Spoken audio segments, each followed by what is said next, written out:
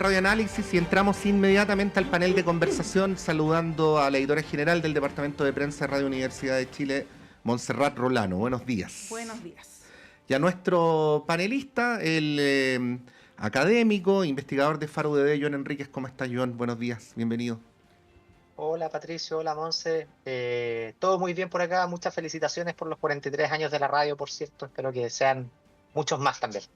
Muchas gracias, John. Bueno, en poquitos segundos o minutos se va a incorporar Alexis Cortés, pero partamos con las conversaciones. Así es, bienvenido John, gracias por los saludos y bueno, lamentablemente tenemos que comenzar este espacio de conversación nuevamente con el llamado caso Monsalve. Como todos saben, ayer en la noche tarde, después de las 11 de la noche, después de una extensa jornada de formalización, más de 15 horas, fue decretada su prisión preventiva como medida cautelar. Ya se sabe también que su defensa va a apelar a esta decisión. Como tú bien sabes, John, en tu calidad de abogado, las responsabilidades penales son individuales y no quisiéramos referirnos al caso o a la arista judicial, que es algo que abunda en otros espacios, en otros medios de comunicación, sino más bien a la arista política, podríamos decir, ¿no? Que sigue ahí todavía en la sede del gobierno. Hoy día, hace un ratito, hace un poquito más de una hora, el subsecretario, me cuesta decirle todavía, subsecretario del Interior, Luis Cordero, hizo un punto de prensa donde aludió a este caso, un punto de prensa que estaba diseñado, digamos, al parecer para hacer referencia a este caso, con lo que ahí uno se cuestiona hasta qué punto la moneda también, en términos de diseño comunicacional, estás tratando de sacar esto de Palacio. Y bueno, resurgen las críticas. Yo ahí, John, te doy la palabra, ¿no? Pero a mí me da la impresión que el tema de las contradicciones del presidente Boric o de la ministra Toá son interpretables, ¿no? Son cuestiones más bien pequeñas, matices. Aquí lo relevante, que todavía no se esclarece, es cuál fue el criterio que ocupó el gobierno o el presidente para no remover al subsecretario y no tomar una decisión distinta de la que se tomó finalmente, ¿no? Se sabe que él decidió a puerta cerrada con Manuel Monsalve que viajara al sur, por ejemplo, que la ministra Toá no estaba al tanto de esta decisión. Ayer se supo que su jefe de gabinete y su jefe de asesores estaban al tanto el día martes de esta situación, lo que evidentemente pone el foco en la moneda, ¿no? Y en el criterio o la falta de criterio para tomar esta decisión. Ahí te doy la palabra, John, con todos los análisis, ¿no? Y comentarios que puedes hacer respecto de esta arista de este caso. La verdad es que es un tema muy, muy complejo. Tú lo dijiste muy bien, Monse. Este tema tiene varias aristas. En materia penal, lo importante es que tanto la defensa de Manuel Monsalve como también la fiscalía y también los abogados de la querellante y la misma víctima, en este caso en particular, puedan tener la tranquilidad de que su proceso va a ser llevado de buena forma. A mí me pareció, en primer término, que la audiencia fue especialmente larga. Le preguntaba a algunos amigos que se dedican a temas penales y me dijeron que es relativamente atípico que una audiencia de esta naturaleza sea tan larga. Y lo cierto es que la verdad es que la inmensa mayoría de las personas y también de los especialistas con los que consulté me dijeron que era muy altamente probable que el juzgado de garantía haya decretado la prisión preventiva. Respecto a la arista política, a mí me surgen varias interrogantes. Primero, se supone que la famosa conferencia de prensa del presidente Boric había sido simplemente una decisión 100% autónoma adoptada por él, y justamente en su momento se criticó que no haya sido asesorado. Ahora pareciera que, o uno esperaría sobre todo de su jefe de gabinete y también de su jefe del segundo piso, que ellos lo asesoraran. Entonces aquí la pregunta es si es que el presidente Boric le hizo caso a las observaciones que en su momento le pudieron haber formulado estos dos asesores que son tan importantes o no.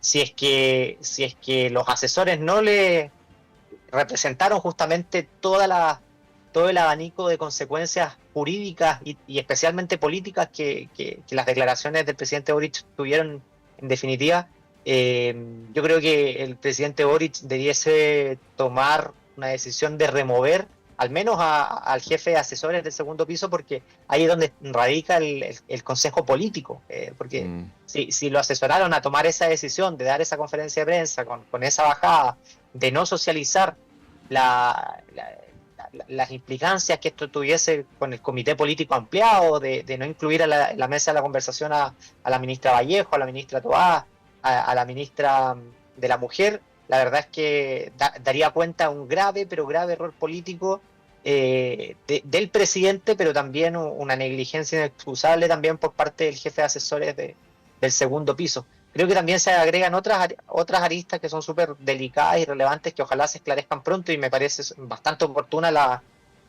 posición del subsecretario, que a mí también me cuesta mucho mencionarlo como subsecretario, porque uno siempre piensa en que es ministro.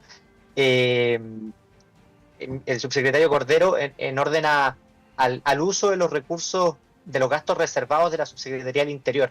Es un tema súper delicado, uno esperaría que se esclarezca rápidamente, porque además tenemos experiencias de juicios en materia penal justamente por mal uso de gastos reservados, y espero que la Contraloría actúe de forma rápida, pero también que sea lo más, cualquier posición que tome, cualquier definición que tome, sea lo más justificada posible. Entonces yo creo que aquí el problema sigue en la moneda, y pareciera haberse trasladado justamente de la ministra Toá al asesor principal del gobierno, que es el señor Crispi.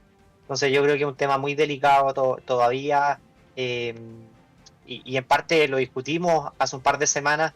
Uno esperaría que frente a la crisis política más importante que ha tenido este gobierno, incluso quizás más importante que el rechazo en el plebiscito de salida, el presidente de la República tomase definiciones políticas mucho más relevantes, que usualmente suelen materializarse en cambios de gabinete, y no accesorios, no de ministros sectoriales, sino que del comité político, y eso el presidente ya tomó la decisión de no hacerlo, y a mí me parece muy atípico. Y esto lamentablemente lo que hace para el Ejecutivo es contaminar su agenda, dificultar la consecución de su programa político, y al mismo tiempo erosiona también o dificulta el rol internacional que el presidente Boric yo creo que también quiere tener. Por ejemplo, en el G20 entiendo que no quiso dar declaraciones porque lo que le iban a preguntar no iba a ser la posición de Chile en materia internacional, si es que estaba a favor de más integración, menos integración, si estaba de acuerdo o en desacuerdo con lo allí comentado, o qué es lo que opinaba en materia de la crisis o de la guerra de Rusia con Ucrania, sino que le iban a preguntar por el caso González,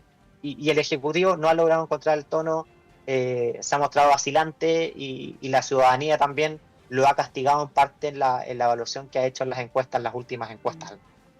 Sí, bueno, John, lo que pasa también es que no sabemos el detalle de las conversaciones que tuvo el presidente con sus asesores. No tenemos cómo dilucidar, al menos a estas alturas, entre comillas, quién tuvo la culpa, ¿no? Saludamos a Alexis Cortés. Bienvenido, Alexis. Hola, buenos días. Disculpen el atraso. Sí, instálate nomás, vamos a hacerle otra pregunta a Joan y luego te damos la palabra a ti.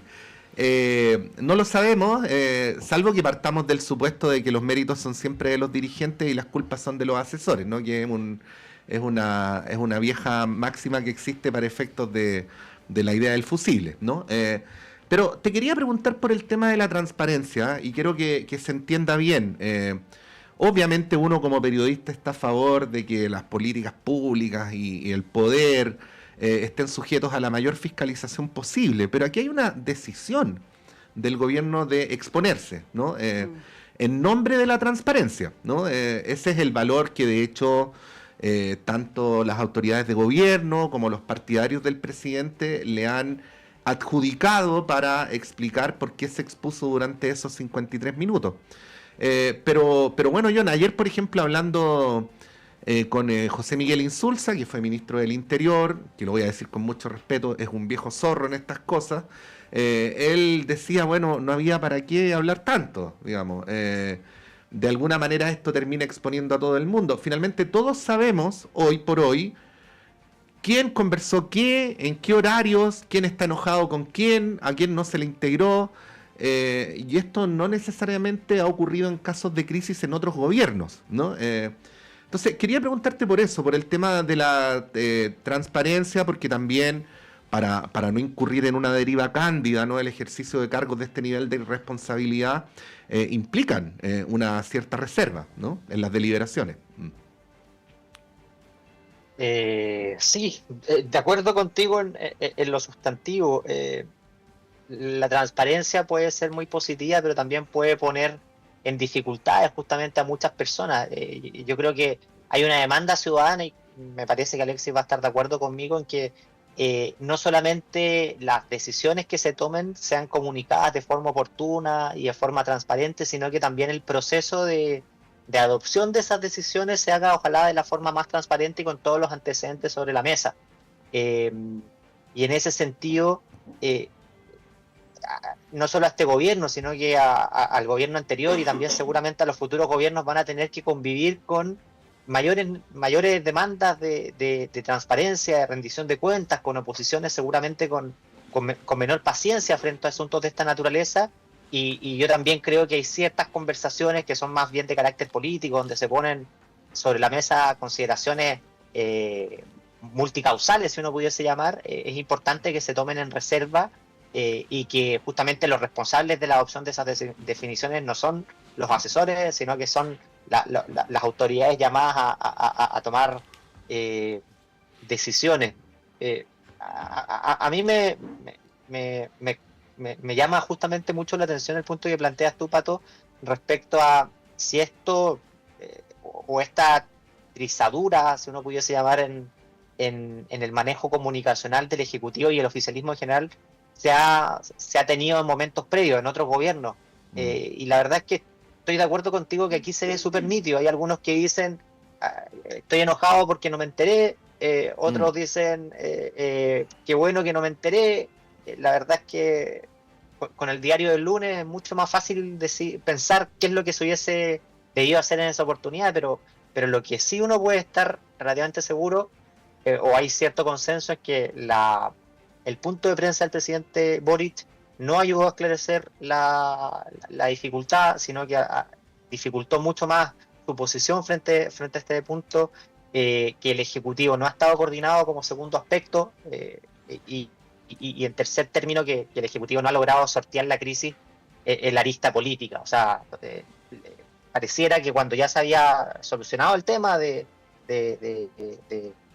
cómo abordar la crisis, la discusión vuelve justamente a la moneda respecto a cuántas personas se enteraron, qué opinaron esas personas y qué medidas se tomaron para el caso, sobre todo porque este Ejecutivo en particular o parte de la coalición gobernante se autoimpuso también o impuso al mundo de la política estándares más altos en la tramitación de causas de esta naturaleza que lo que de lo que veníamos estado acostumbrados. Entonces es desafiante para el Ejecutivo y a mí la verdad lo que más me preocupa o interesa es, bueno, qué implicancia desde el punto de vista de políticas públicas puede tener esto, para bien o para mal, en todos los proyectos de ley que están en curso y también en la elaboración de los programas de gobierno de los distintos precandidatos presidenciales. Sí, bueno, saludamos a Alexis Cortés. Alexis, buenos días. Muy buenos Bienvenido. Bueno, se citaba recién lo que planteaba ayer José Miguel Insulza acá en la radio. Yo quiero citar lo que planteó Ricardo Lagos Weber en otra radio ayer temprano, un poco en la misma línea, ¿no? Criticando el manejo político de la moneda. Para no ser inexacta, lo voy a leer textual. Dice que ha habido evidentes desprolijidades, errores de manejo de la situación, siendo lo más serio las 48 horas que siguieron su cargo el ex subsecretario. Después de la denuncia ha sido difícil de explicarlo bien, y tal vez en algún minuto se irá a hacer una mayor autocrítica. Con esto, evidentemente, lo que está diciendo Lagos Weber es que el gobierno debiera hacer una autocrítica, ¿no? Más concreta, más explícita. Hasta el momento lo único que se ha hecho es, por parte de la ministra Toá, decir, bueno, se podrían haber hecho las cosas mejor. Eso es todo lo que se ha hecho, ¿no? Pero desde el presidente no ha habido esta autocrítica, sino más bien uno podría interpretarlo de distintas maneras, pero lo que ha hecho hasta el momento el presidente es decir, bueno, esto no tiene por qué repercutir en el curso de mi de mi gobierno, no voy a hacer un cambio de gabinete, las cosas se quedan tal cual están, ¿no? Lo que ha sido criticado por la oposición, pero estamos citando a representantes del oficialismo, ¿eh? Ni siquiera quiero ir a la oposición, que está con su propia estrategia, ¿no? De cara también a las elecciones del domingo. ¿Cómo ves tú esos planteamientos, esas críticas, señalando que el gobierno debiera, o el presidente más bien, eso es lo que uno colige de esta declaración, debiera asumir que cometió un error al no haber removido, al no haber suspendido, por lo menos, al ex subsecretario Monsalve? Recordemos que el ex subsecretario estuvo incluso en la comisión mixta de presupuesto el día jueves, ¿no? Y uno, legítimamente, podría creer o pensar que si no es por la publicación de la segunda, él podría haberse mantenido durante toda esa semana en su cargo, ¿no? ¿Cómo ves tú también esos planteamientos desde el oficialismo? A mí me parece que la criticada conferencia que el presidente dio el día viernes de esa semana, uno la podría considerar como una autocrítica. De hecho, fue como una exposición a corazón abierto del presidente, buscando, yo creo que, tratar de cerrar cabos o hebras que se abrieron con la discusión, tratando de poner esta idea de transparencia total frente a la situación. Pero yo creo que esa apuesta por transparencia no fue de la mano con un diseño ni político ni comunicacional que uno pudiera desprender, y que han dejado en evidencia varios de los problemas que se han apuntado. O sea, efectivamente pasaron muchas horas desde que se supo la denuncia hasta que él finalmente renuncia. Esto de que haya mantenido la agenda, obvio que es problemático. Que haya renunciado en La Moneda, a mí me parece más grave que la conferencia de prensa del presidente, porque, claro, el problema de esa conferencia es que también no hubo un diseño, sino que hubo una apuesta, una jugada. Y él dice que es inocente, además, en esa conferencia, cosa que el presidente le había pedido que no hiciera. Sí. O sea, la conferencia, claro, que da Monsalve, donde renuncia, claro. Sí, eso evidentemente es algo que afecta cualquier modo de gestionar una crisis de esa magnitud. Porque, o sea, yo creo que ningún gobierno está preparado para enfrentar una situación como esta, que una persona que está encargada de la seguridad del país cometa delitos de esa gravedad, que le mienta al presidente de la República, ¿no? Y que exponga todo un gobierno de esa manera. Pero a mí me parece que si uno analiza los resultados, uno podría pensar también de que 48 horas después de una denuncia, pensando que hay que hacer todos los chequeos, si estamos hablando de la persona encargada de la seguridad, donde tampoco se puede actuar de manera impulsiva, ¿no? Sí. para sacarlo, porque además justamente con un subsecretario diciendo que acá puede haber una operación que lo busca, que buscaba de algún modo exponerlo, ¿no? Porque dice que fue drogado, ¿no? Evidentemente son cosas que hay que chequear y que no se puede actuar impulsivamente. A mí me parece que además la reacción, donde no hubo ningún intento de proteger ni de disminuir la gravedad de la situación, donde su partido tras su renuncia rápidamente lo expulsa, donde no ha habido nadie dentro del oficialismo que relativizara los hechos, a mí me parece que yo creo que ponen elementos sobre la mesa que permiten matizar, yo creo que el objetivo de la oposición, que no es necesariamente la protección de víctimas, como en este caso de quien fue aparentemente la víctima del subsecretario, sino que lo que busca es que la gravedad de la crisis se siga manteniendo a lo largo del tiempo, y lo que se buscan son salidas. Y ya que el presidente confirmó a su equipo del gabinete, ahora van por los asesores en una construcción argumentativa que me parece bien poco consistente, ¿no? Que es que se agrega un nuevo antecedente, que es que el presidente conversó esto con sus asesores, que es lo que uno esperaría en una situación como esta, ¿no? Ahora, con alguien hay que hablarlo. Con alguien hay que hablarlo. De hecho, parte del problema es que no se habló con todas las personas implicadas, ¿no? Digamos, todo el comité político no abordó la situación. Lo que a todas luces parece ser que hubiese contribuido a un diseño más consistente para enfrentar una situación que sin duda es grave. Sí, pues bueno, y esto es todo especulativo, pero a mí me da la impresión que si, o sea, que la cantidad de horas no es tanta, pero que si no hubiera pasado lo del jueves, fundamentalmente la concurrencia a la comisión y luego el punto de prensa, quizás la ponderación de esas 30 Claro. horas sería distinta. Sí, son agravantes. Yo Sí, estaba pensando en un caso similar. En Brasil hace muy pocas semanas hubo una acusación de parte de una ministra a un ministro por abuso sexual.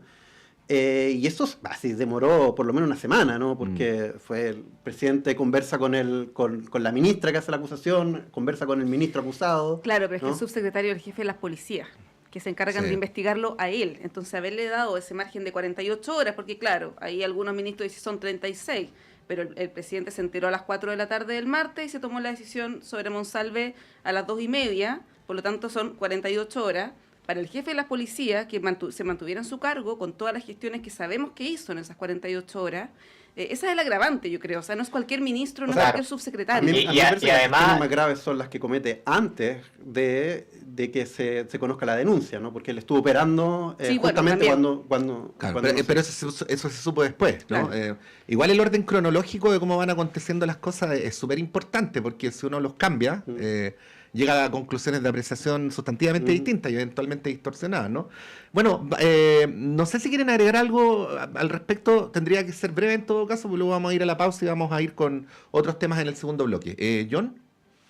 Sí, de acuerdo con Alexis que lo especialmente grave fue justamente las acciones que habría realizado el ex subsecretario Monsalve para efectos de tratar de mitigar el problema o de adelantarse a las investigaciones o entorpecer la investigación, no sé cuál es el adjetivo que califica y el Ministerio Público lo tendrá que determinar y un tribunal sancionar. Pero solamente un tema respecto a lo que planteaba Alexis. En el caso brasileño, yo creo que aquí es muy distinto porque los delitos son distintos. El delito de violación es muchísimo, pero muchísimo más grave que un delito de abuso sexual y justamente perdón, de violación, de abuso sexual. Y yo creo que aquí justamente yo estoy de acuerdo con que decisiones de esta naturaleza no se pueden tomar de forma impulsiva, pero sí tienen que ser decisiones que tienen que ser tomadas con rapidez y con prudencia también. Lo que a mí me parece inexplicable es que el presidente de la República, sobre todo sin conocimiento del resto del comité político, etcétera, le haya dado la flexibilidad al ex subsecretario Monsalve de viajar al Biobío, cuando ya sabía la existencia de una denuncia y entiendo yo que también sabía que la naturaleza de esa denuncia. Entonces, yo creo que aquí es evidente que el Ejecutivo erró en la forma de manejar al menos el corto plazo. Sí, se ha argumentado esa decisión en nombre de una suerte de, no sé cómo llamarlo, como de bonomía del presidente, de tener una consideración más que con Monsalve, con su familia, ¿no? Pero bueno, a veces en este tipo de cosas ser buena persona es un defecto en vez de un... Digo porque esa explicación para la decisión es verosímil, ¿no? Si no, ¿por qué le da permiso para que le vaya a contar a la familia? Pero bueno, no, simplemente hacer mención al final, que es un detalle nomás, pero que creo que es importante. A propósito de la conferencia de prensa del día viernes, Alexis, vuelvo a insistir, estamos haciendo análisis donde todo el mundo es general después de la batalla, pero donde mirado retrospectivamente hubiera sido necesaria una asesoría de carácter jurídico también, porque todo lo que dijo el presidente en esa conferencia de prensa era susceptible de una citación a declarar en calidad de testigo, ¿no? Por lo tanto, es un factor que debió haberse tenido en consideración y aparentemente por la información que tenemos hasta ahora no ocurrió tal. Vamos a ir a un breve alto, a la vuelta vamos a entrar de lleno. Les proponemos, Alexis y John, en la discusión sobre el presupuesto, que es muy interesante. Me da la impresión de que esta es una de las discusiones presupuestarias más políticas de los últimos años, así es que les vamos a proponer esa deriva, salir un poco de lo literal, ¿no? Para ver por qué hay determinados temas que están en el centro de la polémica o del conflicto entre las distintas fuerzas parlamentarias. Vamos y volvemos.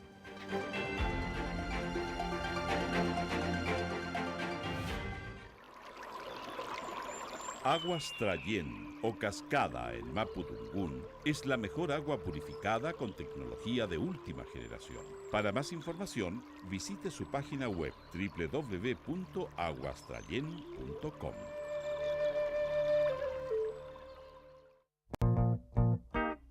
Todos los sábados a las 21 horas, Alberto Mayol, Omar Sarraz, Patricio López y Antonella Esteves se reúnen para revivir la tradición de una amable conversación entre amigos alrededor de un libro y para discutir sobre literatura y la vida misma. Radio Universidad de Chile te invita a ser parte de esta República de las Letras y compartir la pasión subjetiva y personal de cualquiera que ame los libros. Te esperamos cada sábado a las 21 horas en la República de las Letras, un clásico de Radio Universidad de Chile.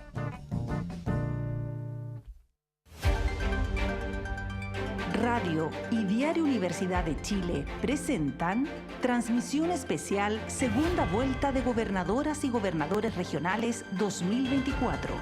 Súmate al despliegue informativo con nuestro equipo de prensa.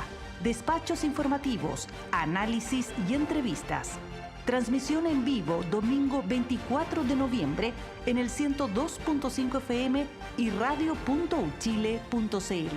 Segunda Vuelta de Gobernadoras y Gobernadores Regionales 2024 en Radio y Diario Universidad de Chile.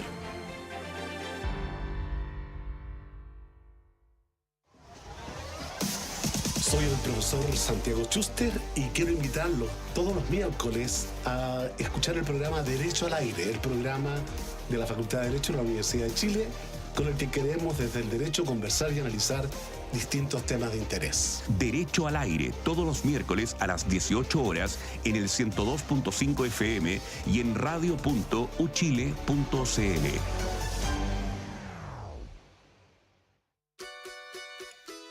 Radio Universidad de Chile cumple 43 años y este viernes 22 de noviembre queremos celebrar con nuestra comunidad de auditores, lectores y colaboradores con todos los cuales construimos nuestro proyecto de radio pública. Les invitamos a acompañarnos en el 102.5 FM y nuestra señal online radio.uchile.cl en un encuentro cultural y musical junto a los sonidos del gran Joe Vasconcelos, en vivo y en directo desde nuestra sala máster. Recuerda, este viernes 22 de noviembre a las 20 horas, Radio Universidad de Chile celebra su aniversario 43 en el 102.5 y radio.uchile.cl. La radio que piensa, una radio pública para Chile.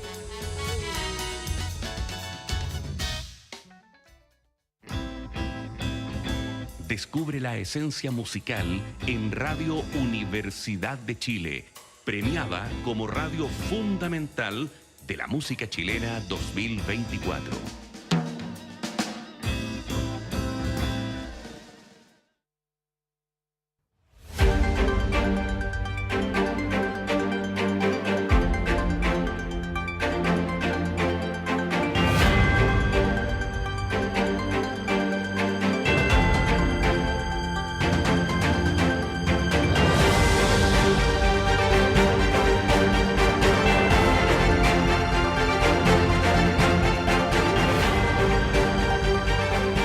Son las 9:13, continuamos en Radio Análisis en este día, miércoles 20 de noviembre del año 2024, con John Enríquez, con Alexis Cortés, con Montserrat Rolano acá en el estudio, y vamos a ir inmediatamente a la conversación sobre el presupuesto. Venían algunas cosas conflictivas desde la Cámara, se han ido destrabando, se llegó a un acuerdo en las partidas del Ministerio del Interior. Se habría llegado a un acuerdo en el tema de las partidas en salud.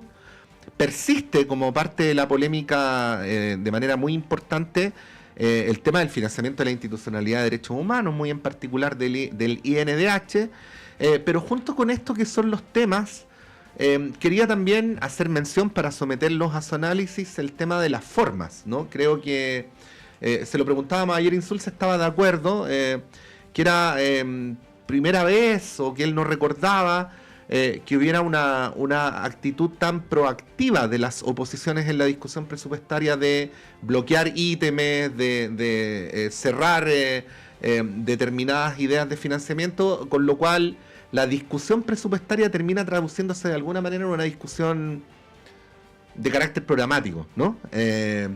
Y bueno, obviamente es muy legítimo, es una herramienta que tienen los parlamentarios a su disposición, pero igual cabe la pregunta de si es el mejor lugar para discutir diferencias políticas o incluso ideológicas, ¿no? Sobre cómo implementar determinadas políticas públicas. Bueno, ese es el marco. Obviamente uno presume que la discusión en el Senado va a tener un poco más de ponderación que lo que vimos en la Cámara, pero vamos a ver cómo se da. El Senado tiene oposición también al Sí, gobierno. Sí, se suponía que con el paso de Walker y Rincón al otro lado del río, el Rubicón, ¿no? La oposición pasaba a ser mayoría, pero bueno, como sabemos también que la relación entre Walker y Rincón no pasa por su mejor momento, no sabemos. Pero bueno, esa es un pedacito de la harina del mismo costal, pero no es el saco completo. Alexis. Bueno, a mí me parece que lo primero que uno debería discutir es si en un contexto donde las expectativas económicas no son del todo halagüeñas, corresponde apostar a un presupuesto austero. Yo creo que eso es lo que deberíamos estar debatiéndonos, en qué medida el gasto público puede ser un elemento que contribuye a la reactivación económica con más fuerza, a pesar de que en varios indicadores han terminado siendo mejores de lo que se esperaba. A mí, primero lo que me llama la atención es que yo tenía entendido que había un acuerdo entre Hacienda y la oposición que incluía la toma de decisiones o la toma de medidas austeras ya en el presupuesto. O sea, este es un presupuesto ya contraído, ¿no? que tiene varios elementos de reducción, y que, sin embargo, lo que vimos en el Congreso es que aparentemente este acuerdo no fue letra muerta, porque la oposición sistemáticamente boicoteó varias partidas presupuestarias, algunas, claro, con un contenido político bien claro, ¿no? Poniendo institucionalidad de derechos humanos, la educación pública, los SLEP, salud, ¿no? Y a mí me parece que eso ya evidencia una apuesta de negarle el pan y la sal al gobierno por parte de la oposición, además con varias indicaciones que son derechamente inconstitucionales, ¿no? Y eso pasando a llevar cualquier tipo de forma. Entonces, si uno piensa además cómo fue la discusión para la mesa del Senado, por ejemplo, donde no se respetó un acuerdo entre oficialismo y oposición, y además uno le suma este tipo de actitudes que, por más que se destraben, yo creo, buena parte en el Senado, alguna cosa va a quedar. O sea, ya vimos que aquellas indicaciones inconstitucionales persistieron, y por lo tanto ahora va a tener que iniciarse un trámite en el Tribunal Constitucional para que, como corresponde, esos elementos salgan, pero eso va a retrasar la implementación del presupuesto en el último año de gobierno. O sea, yo creo que en política es muy importante la reciprocidad. Cuando uno no respeta acuerdos, cuando uno efectivamente apuesta por una política de impedir gobernar, difícilmente puede esperar que haya un trato diferente cuando haya cambio de gobierno. Entonces, a mí me parece que esto, independiente de las legítimas diferencias políticas que hay en cualquier contexto, en cualquier país entre oficialismo y oposición, aquí hay varios aspectos de forma, ¿no? de política así básica, de que si yo te digo algo, estoy diciéndote la verdad, si llegamos a un acuerdo, un compromiso, eso se va a respetar independiente de nuestras diferencias. Va a ser muy difícil mantener una política civilizada, ¿no? Para lo que viene. Sí, ahí, John, preguntarte dos cosas al mismo tiempo, y bueno, en el contexto de lo que plantea Alexis también. Lo primero es si, dado el momento económico de nuestro país, se justifica un presupuesto más bien austero o, por el otro lado, un presupuesto expansivo, ¿no? ¿Cuál es ahí tu mirada respecto de aquello? Y segundo, esto de estar legislando a través de la ley de presupuesto, ¿no? Particularmente en el caso de educación quizás es lo más notorio, porque esto de dejar sin financiamiento ciertas instituciones, luego se llega a un acuerdo, la mayoría de las veces se llega a un acuerdo, hay veces que no. Esto es habitual en las discusiones presupuestarias, ¿no? Pero el tema, por ejemplo, de los SLEP llama la atención. Esto, el sistema de admisión. El sistema de admisión, ¿no? Esto de que una persona que haya sido sancionada por violencia escolar no puede acceder a gratuidad. Son cuestiones que exceden absolutamente el debate presupuestario, ¿no? Y son iniciativas de la oposición o de las oposiciones que circunstancialmente tienen mayoría, y ahí uno se pregunta, claro, como precedente ¿qué relevancia tiene? Porque, como dice Alexis, el próximo Congreso podría tener otras mayorías y esto volver a repetirse, ¿no? No desde la derecha, sino que del otro lado, eventualmente. ¿Cómo analizas esto como la discusión que se está dando respecto de políticas públicas y, por otro lado, la característica del presupuesto, del gasto público, ¿no? Y todo este debate que hay de si hay plata, no hay plata, como han dicho algunos exministros y el mismo ministro Marcel?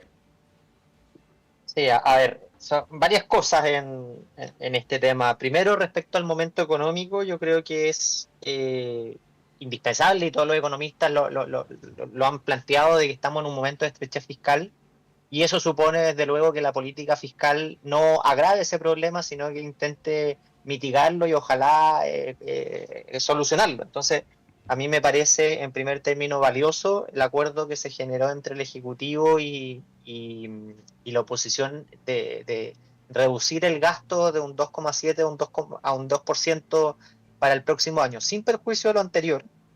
Me parece muy delicado una consideración que es que el mismo Consejo Fiscal Autónomo, que se creó primero a través de un decreto y después a través de una ley que ha ido ganando un prestigio y también una influencia en el debate público, hizo un llamado de atención que ha pasado relativamente inadvertido respecto a la estimación de los ingresos para el próximo año.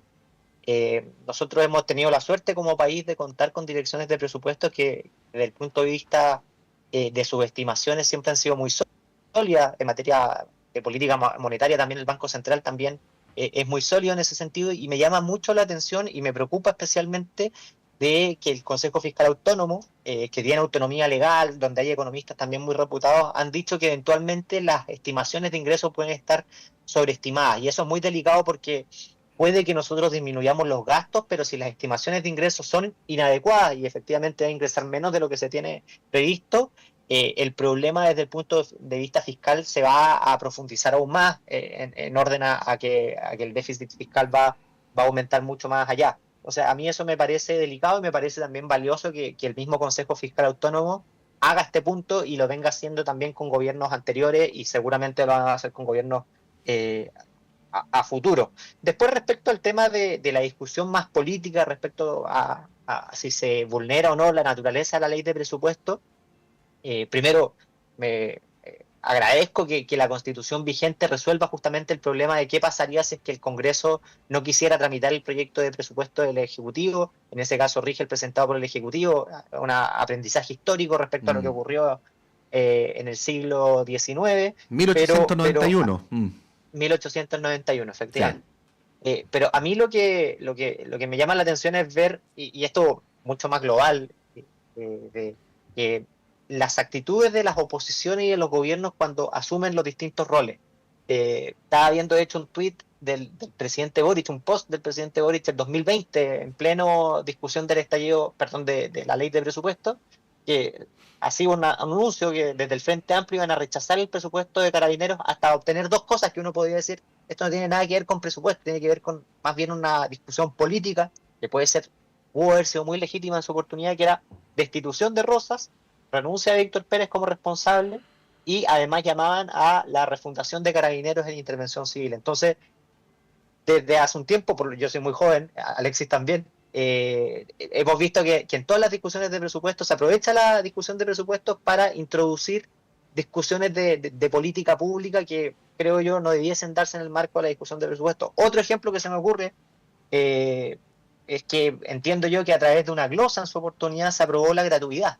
Que también a mí me parece legítimo que exista una discusión respecto al financiamiento de la educación superior. Hay distintos esquemas sobre la mesa, pero lo que me parece completamente inconveniente es que una discusión de esa naturaleza se tome en el marco de la discusión de la ley de presupuesto. Lo mismo los ejemplos que ustedes plantean también en la discusión de la ley de presupuesto 2025. Entonces aquí lo que uno espera es un mayor protagonismo de los integrantes de la Comisión Mixta de Presupuesto, que los parlamentarios que forman parte de la Comisión de Hacienda de la Cámara y el Senado hagan un llamado de atención y logren conducir justamente, independiente de quién sea el gobierno de turno, quién sea la oposición en su momento, logren conducir al resto de los parlamentarios y digan: oigan, hay cosas que el Congreso no puede hacer y hay cosas que el Congreso tampoco, aunque pudiese, no debiera hacerlo en este marco de la tramitación.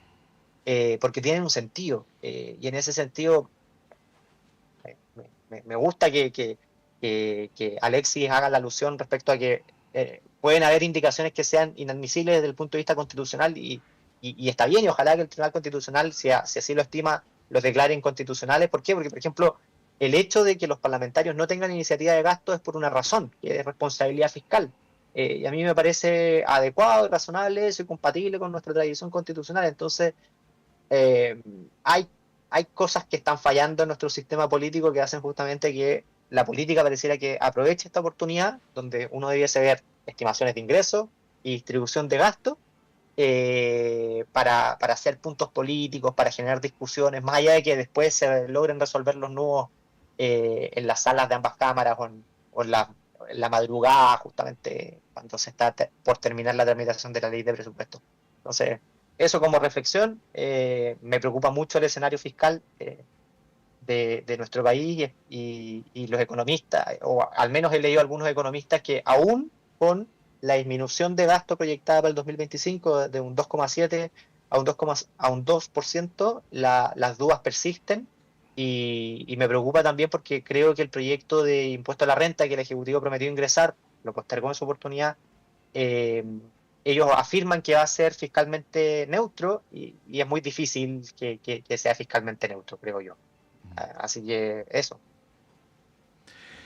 Bueno, ¿alguna mención, Alexis, respecto al tema del INDH? Yo entiendo que hay una crítica de las derechas o de las oposiciones a la gestión del INDH.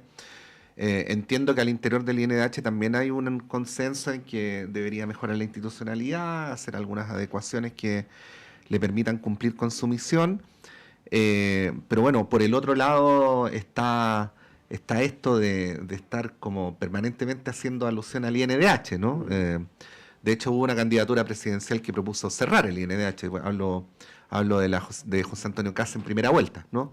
¿Qué podría decir al respecto? O sea, a mí me parece que el INDH no solo le molesta a la oposición, sino que se ha vuelto incómodo para el oficialismo. Y yo creo que la discusión presupuestaria refleja eso, y que el hecho de que el INDH se haya vuelto incómodo para Moro y Cristiano, me parece que es un indicador de que está haciendo bien su trabajo, de que está cumpliendo su mandato de resguardar el ejercicio de los derechos humanos adecuadamente. Y me parece altamente preocupante, ¿no? que se haya rechazado la partida para el INDH y que no se haya repuesto inmediatamente por parte del Ejecutivo. Bien, los queremos llevar a otro tema que es importante y del cual nos ha hablado mucho esta semana, que es la cumbre del G20 que finalizó el día de ayer en Brasil. Hay hartos temas ahí sobre la mesa que se han abordado. Está el tema de la lucha contra la desigualdad, el hambre, ¿no? Es uno de los que marcó una de las jornadas. Por su parte, el presidente Boric también mencionó el tema de la situación en la Franja de Gaza, de la migración. Hay algunas cuestiones más bien anecdóticas, como el rol ahí de Javier Milei, ¿no? La foto con Lula, que no participó ayer de las últimas fotos que se hicieron en esta instancia. Y lo quiero relacionar también con lo que está pasando a nivel global, el triunfo de Donald Trump, y también de alguna manera se vincula con la visita que se concreta hoy, ¿no?, del presidente de Francia. Todo esto en un escenario que, como decía, está vinculado con lo que ocurre en Rusia y Ucrania, la Franja de Gaza, ¿no? Está todo de alguna manera vinculado. Alexis, parto contigo. La cumbre del G20, ¿qué podrías relevar, ¿no?, de esta instancia tan relevante? Primero, el retorno en gloria y majestad de Brasil como actor global, significativo, sustantivo. En particular, el liderazgo de Lula da Silva en el concierto internacional es algo innegable y me parece que quedó absolutamente demostrada su capacidad. Sobre todo en el acuerdo final que se elabora, donde claramente las posiciones de los países emergentes, sobre todo el BRICS, quedaron más reforzadas que la de las potencias tradicionales, particularmente las europeas, ¿no? El énfasis en condenar la guerra, pero enfáticamente la situación grave de derechos humanos en Gaza, fue yo creo que una señal bien potente en la preocupación con el medio ambiente, en la lucha contra el negacionismo, el acuerdo que se firma para luchar contra la desinformación por parte del ministro Pablo Pimenta y la ministra Camila Vallejo, la lucha contra la desigualdad, y donde, claro, el liderazgo de Milei parece ser un pero un pelo en la sopa, pero desentonó un poco. Claro, pero en realidad la posición de él fue, bueno, yo quiero marcar mi punto, pero no voy a hacer ningún obstáculo para que se arribe a un acuerdo que es el que finalmente se llega. Yo solo quería poner un elemento sobre la mesa que escapa, pero que se relaciona, que es que ayer en Brasil fueron detenidos por una operación de la Policía Federal 4 militares, un general en retiro y 3 en la activa, 2 de ellos que estaban encargados eran parte del aparato de seguridad del G20. 2 tenientes coroneles por participar en un intento de golpe de Estado cuando se produce el cambio de mando, no sé si se acuerdan de esa, el 2022, y donde dentro del plan, según los antecedentes que han aparecido desde la misma Policía Federal, es que implicaban el asesinato de Lula da Silva, de su vicepresidente Guillermo Atkins y del ministro de la Corte Suprema Alexandre de Moraes. Una situación gravísima que habla además de la vulnerabilidad de las jóvenes democracias latinoamericanas frente al posible retroceso autoritario, ¿no? Frente a lo que hay que estar muy atento. John. A ver, a mí lo que más me llamó la atención justamente es la posición del presidente de Argentina, Javier Milei, respecto a las conclusiones del G20. Alexis lo escribía muy bien, sin bajarse del acuerdo, sin bajarse de la mesa, sí, a través de una declaración pública manifestó su rechazo a algunas conclusiones en particular de las consideraciones que acordaron en el G20. Y eso a mí me parece que es súper interesante como fenómeno, más allá de si uno está de acuerdo o en desacuerdo con la definición y también con la justificación en cada uno de los puntos que él planteó, para ver si es que de alguna u otra forma ejerce algún tipo de liderazgo regional, cómo va a conversar también eso con la política exterior del presidente Trump, que también tienen elementos comunes, pero también muchas diferencias. El presidente Trump está planteando justamente la aplicación de aranceles con mayor intensidad en el comercio exterior. El presidente Milei, por el contrario, pareciera que es todo lo contrario, pero en cierta forma abre un debate, primero respecto a la utilidad de las organizaciones de esta naturaleza. Yo siempre he creído que la integración y el multilateralismo tiene un valor que es súper valioso, que sirve para efectos de prevenir justamente guerras, para efectos de también orientar soluciones de política pública y aunar esfuerzos y coordinación, pero que cuando uno ve el detalle también de las conclusiones en este caso el G20, lo que el presidente Milei decía a grandes modos, hacía varias críticas, pero tenía reparo respecto al rol del Estado en el fin al hambre.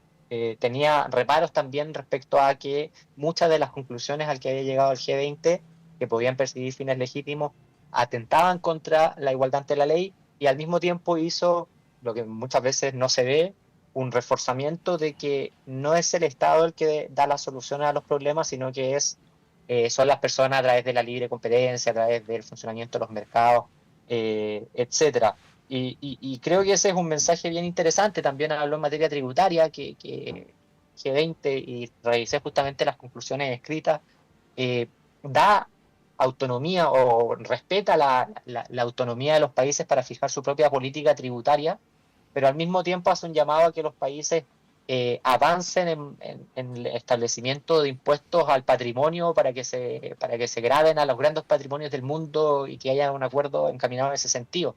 Entonces, hay ciertos elementos que son conflictivos y que yo creo que se va a ir aumentando el nivel de discusión, sobre todo por los resultados electorales en España, en Argentina y en distintos países de la región, donde hay muchas personas que tienen dudas respecto a la utilidad y también a las bajadas, a las conclusiones que adoptan estos organismos. A mí, por ejemplo, en materia tributaria me parece absolutamente razonable y creo que hay mucho consenso en que los sistemas tributarios tienen que tender a la progresividad, es decir, que las tasas sean proporcionales, que a medida que mayor renta tenga una persona, más sea la tasa de impuesto que vaya a nivel de impuesto global complementario, impuesto único de segunda categoría, pero donde sí tengo dudas legítimas o creo tener reparos en el tema del establecimiento de impuestos al patrimonio, porque creo que los países tienen el derecho a diferenciarse y tratar de atraer capitales y una vía de ella justamente el tema tributario, o sea, ofrecer mejores condiciones que otros países y Chile, por ejemplo, se puede convertir en un país mucho más competitivo desde ese punto de vista, en el sentido de atraer inversionistas extranjeros si además de ofrecer certeza jurídica, que es un atributo que lamentablemente nuestro país ha ido perdiendo en la última década, tiene condiciones tributarias o comerciales que lo hagan más atractivo en comparación sobre otros países de la región. Entonces, me parece al menos un tema interesante de observar porque Argentina tiene tantos problemas internos que uno podría decir aquí lo razonable es que el presidente Milei trate de solucionar los problemas internos y no meterse en problemas de carácter global o diplomático y el presidente Milei tomó una decisión y creo que habrá un debate interesante. Y por último, muy de acuerdo también que Lula sale muy fortalecido de esta cumbre y Brasil vuelve a posicionarse como por su tamaño, por su relevancia histórica, como uno de los países líderes en materia internacional en la región y en el mundo. Sí, sí, hay que recordar que durante las presidencias de Lula Brasil llegó a ocupar ese lugar, o sea, durante las presidencias de Lula fue que se crearon los BRICS. Hay quien le podrá parecer que lo que voy a señalar es un asunto de traslaya, pero es una demostración de poder el haber organizado sucesivamente Juegos Olímpicos y Mundial de Fútbol. Costó caro, sí. Costó caro, sí, es cierto. Pero bueno, demuestra que hay una vocación de Brasil y ocurre la circunstancia de que está en el centro de varias coordinaciones por los BRICS, lo que está ocurriendo con la Unión Europea, el G20, y así sucesivamente. Bueno, sobre estas materias vamos a continuar después de la pausa con una muy interesante exposición de nuestro panelista Andrés Solimano. Por de pronto dejamos hasta acá el panel. John Enríquez, muchas gracias por haber venido esta mañana. Gracias a ustedes, Pato, Monse, y un gran saludo también para Alexis y que todos tengan un gran día hoy. Igual para ti. Muchas gracias, Alexis Cortés. Gracias a ustedes por la invitación. Con Montserrat vamos a un breve alto y a la vuelta está Claudio Medrano con Andrés Solimano y con ustedes.